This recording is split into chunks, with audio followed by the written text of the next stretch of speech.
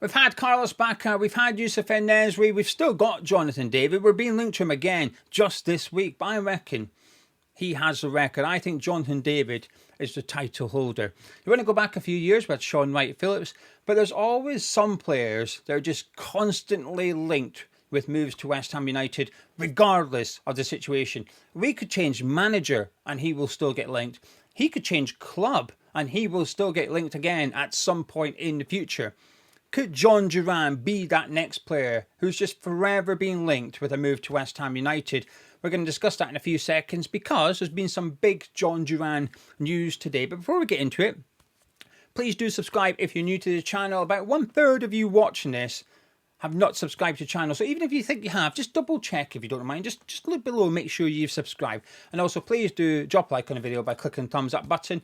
We could get 1,000 likes, big target. If we could get 1,000 likes on this video, that would be fantastic. So thank you very much for the support. Both things are free. Take 2 seconds. Help out the video and channel. Right, Jhon Durán. In the interest of clarity and transparency, I like to be accurate. We've not been linked to Jhon Durán yet, but I'm confident we will be in the next 24 or 48 hours. I will be surprised if come Sunday morning, West Ham United have not been linked to Jhon Durán at all. Because the news coming out of Saudi today is that they are willing to loan him out. I say they, Al-Nassr, import him. We're going to get onto that club in just a second. But Jhon Durán obviously went to Al-Nassr in January, leaving Aston Villa for £65 million. He's been over there for 5-6 months now. The reports are that he's not settled in. He's not really enjoying Saudi as much as he expected. As a result of that, it's impacting his mental health. So the club are concerned, and as a result of that, it's impacting his football.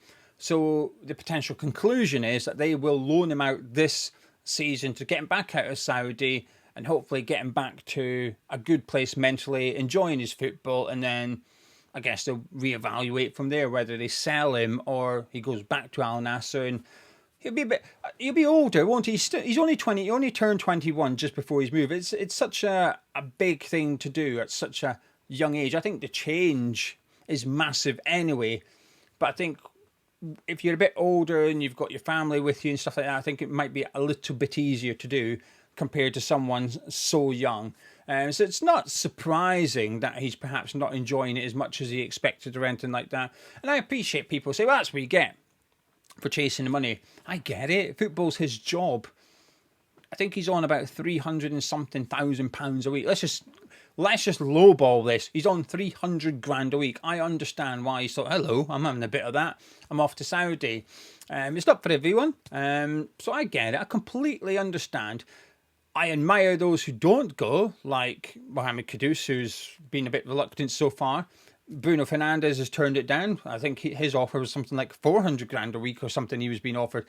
He turned that down. I think that's admirable. I respect that a lot. That's a footballing decision. Anyway, going off at a tangent here. Let's rein this one back in. So why Jhon Durán to West Ham, even though we've not been linked, Gio? Because if he's available on loan, you'd imagine we'd be interested. I'd like to think we'd be interested. Because the reality is no football club will pay the wages he is on. So we were to loan him, we can afford a substantial contribution. We could pay him 125 grand a week's wages, and that just replaces Danny Ings' outgoings. Right? So we could pay about a third, maybe even a slightly more than a third of what he's on at the minute. Al-Nassr aren't stupid. They'll know that they ain't loaning him out to a club that can pay all his wages. Could we pay 5 million and pay a third of his wages? Is that suitable for them? I don't know. But the loan market is one that I think we need to take advantage of. And Jhon Durán being available on loan would be a very unique opportunity to get a top talent in. And also, you don't know what the future holds for Jhon Durán. And he might, hypothetically, he might go to someone on loan this season, absolutely smash it. And next year, you're thinking, hang on, we want to buy this guy. Can we buy him for 60 million? Blah, blah, blah. Durán might be willing to drop his wages. He's gone over there for money, reportedly decided he doesn't like it. You'd imagine then he's going to accept a reduction in wages to get back to play European football and enjoy his football a bit more. So I appreciate people say, never happen, we can't afford his wages. I agree with half of that. We can't afford his wages. but I don't think anyone can. Now, Aston Villa feels like the most obvious destination for him, as it does for Jack Grealish, but it doesn't mean he will go there. So I think we'll be linked to him. Now, Al-Nassr is important because they are the Saudi club that want Mohamed Kudus. Now, if Kudus wanted to go to Al-Nassr, it feels like there's an obvious deal to be made here between the two clubs. West Ham's issue is that Kudus reportedly is not keen on going to Saudi. Completely understandable. But this is where West Ham and Kudus have an issue. Separately, two different things. West Ham's issue is what happens if only Chelsea bid 50 million for Kudus and that's it. What we're going to do? We're going to accept it? We're going to reject it? What's the problem? Well, that is a problem. What we're going to do? What's the outcome? But Mohamed Kudus also has his own issue to consider here, which is what if the only offer West Ham United accept for me is from Al-Nassr? So his two options are stay at West Ham or move to Saudi. Then what is he going to do? Because the reports are coming out that he wants Champions League football. I get it. It all makes sense. I've never read anything regarding Kudus and thought that doesn't feel right. So the fact that he wants to stay within European somewhere, play for a Champions League club in Europe, it makes sense, right? But what happens if that option is not there for him and his two options are Al-Nassr and West Ham? So we've heard he doesn't want to go to Saudi, but we've also been told that he wants to leave West Ham. So which is the one he desires the most? You may discover it. And then that's when a potential deal between the two clubs would open up. I feel like this is a stretch. I don't feel like it's completely unrealistic. I'd love to see Jhon Durán at West Ham. People that have been subscribed for over a year will know that I absolutely love him. I feel like we need a quick win in this window. I think Potter / Macaulay / Sullivan / anyone else involved, Brady, anyone else involved in transfers. I feel like we need a quick win. And it doesn't have to be a substantial signing. I don't think it needs to be the answer in midfield. Even Kyle Walker-Peters. If we just announced that we'd signed Kyle, I think people go, right, okay, well, that's off. We're up and running now. I think we just need to give the fans something positive.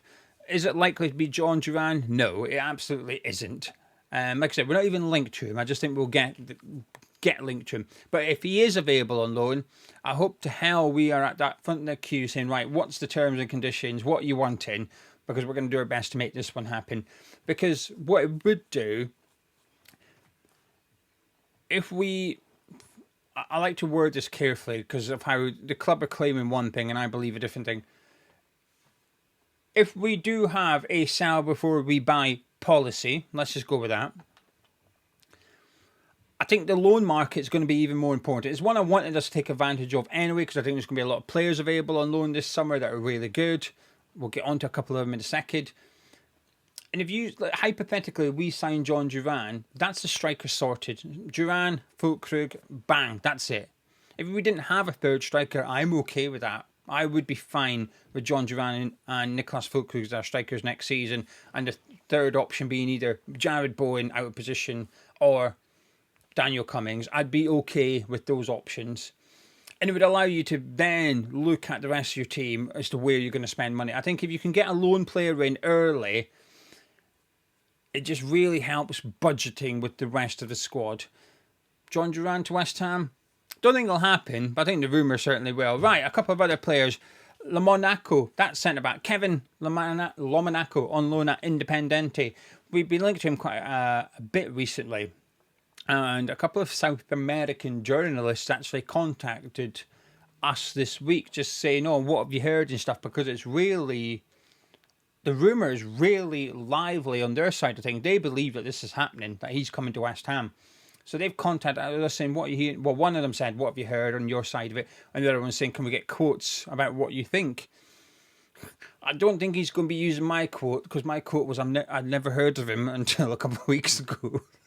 I don't know what he was wanting. I guess he was wanting me to say, oh yeah, I love him. He'd be fantastic at West Ham next to Tadibo or whatever. Oh, he'd be brilliant.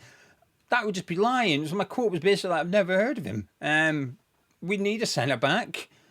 we've not been very good defensively, but I've never heard of this guy. You use it if you want to use it, kind of thing. It was a bit more structured than that, but my point was I didn't know. Anyway, this has been shut down by ex-West Ham employee, and I'm very inclined to believe ex-West Ham employee, despite all the noise over there, because as one of the subscribers kindly pointed out to me when we got linked to him a couple of weeks ago, he got banned for admitting he got booked on purpose and he was paid to get a yellow card. So as this, when X contacted the club and the source said to X, basically, why would we do that given everything with Lucas Paqueta? The club would be stupid, I think, to entertain such a potential deal. He could be an incredibly talented footballer. He might never do it ever again, but that is a risk West Ham United cannot take. Could you imagine we signed him and a year later it comes out, oh, he's been investigated for getting booked on... If we bought him, every time he got booked, I would be panicking. I'd be watching the replay a lot going, right, has he done it on purpose? I'd be monitoring his odds to get a yellow card before the game to see if there's a sharp decline like there was with Paqueta and the Bournemouth match. I'd be panicking. I'd be paranoid. So it's a deal we cannot do. We'd be stupid to do. X has shut it down. Right decision. Right, Petrovic, Chelsea. This is important. So Chelsea, Manchester City have both had to submit their squads for the Club World Cup. Chelsea do not have Petrovic on theirs. They've got Sanchez, Jorgensen, Mike Penders. That's it. So they've taken them. They're the goalkeepers going. Now there's two stories coming out. So you're going to have to choose your fighter here. Which one do you believe? Both could be true. Story one is that Chelsea have left him out because they basically wanted to take the players that were there with the season's just finished because they see the Club World Cup as a continuation of the season. Well, that sort of makes sense. However, they're taking Andre Santos and Liam Delap. So that doesn't add up. The other report was that Petrovic wanted to be left out because he wants to get a transfer. He wants to leave Chelsea because he wants first team football. He wants to be the number one somewhere, and that's why he's not in the squad. So if it's the latter, and our interest in him is genuine, maybe watch this space a little bit with Petrovic. In regards to Manchester City, obviously Grealish has been left out. He's expected to leave. Calvin Phillips, surprisingly, has been left out. Now, there is a couple of players I was hoping would be left out, but they are included. Rico Lewis is one of them. At the end of the season, he wasn't even in the squad. He was not even on the bench. So I was thinking, is there a loan opportunity for Rico Lewis? I was kind of hoping he wouldn't be in the squad for the Club World Cup and that would open the door. I still think there's a loan move there because Pep's preferred Nunez over Rico Lewis at right back. And then the other player was Nathan Ake. I think he's a top player, had his injuries this season, but he's back now. And obviously they've just gone and invested in Aït-Nouri. So Ake had been used at left back, well, even though primarily he's a centre back. But Gvardiol moved over to centre back this season with O'Reilly playing left back. So I feel like Ake's minutes are going to be limited perhaps at Manchester City next season. So I was looking at that City situation thinking, is there a couple of loan moves here? Obviously, James McAtee's one. Now, there's a lot of headlines going around. It's not necessarily fake news. I think it's dramatic news. McAtee left out of Man City squad. He's in the England squad. So it's not really a thing. Now, if England didn't have the under-21s, didn't have a tournament this summer, there's a good chance McAtee wouldn't be included anyway. But that we don't know that. Anyway, England get underway tonight for anyone interested. I watched the Euros last night, Portugal game. Mateus Fernandes, who we've discussed previously on this channel, who's at Southampton.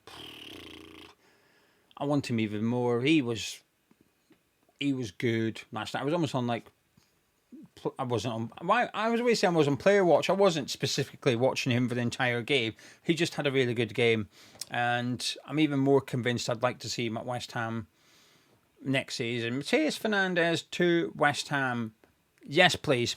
Right, 3 players that won't be coming to West Ham. Musa, he's off to Napoli. Apparently we made a late bid to try and get him. He ain't coming. Shock. Gomez, he's off to Marseille. Shock. And also CJ, Egan Riley, he's off to Marseille as well. Burnley centre-back. He's rejected us, despite David Sullivan giving him his mum a phone call. Sullivan rang his mum to try and persuade him. Now, I assume his mum's his agent or something. But that, surprisingly, didn't work. I thought Sullivan was maybe going to be able to sweet-talk her and get her son to join West Ham. But anyway, they've rejected us as well. And lastly, it's a sad transfer rumour. Andy Irving, who, as I've mentioned, when he was with Scotland this week, made his Scotland debut. When he was with Scotland this week, he was speaking about just the lack of minutes he's got at West Ham this season, about how he got an opportunity and he thought he did well and he wanted to play the next game for momentum and he didn't feature at all. They were the words of a man that wants out at West Ham, and he's being linked to Celtic, which I think would be a good move for him. I think moving to Celtic would be a wise thing for him to do, and it's an easy few million for West Ham to get as well. Someone we paid a couple of million for, we'd probably make a little bit of profit on him. I'd keep him. I did my tier list video yesterday. I would keep him because he's such low cost and unproblematic.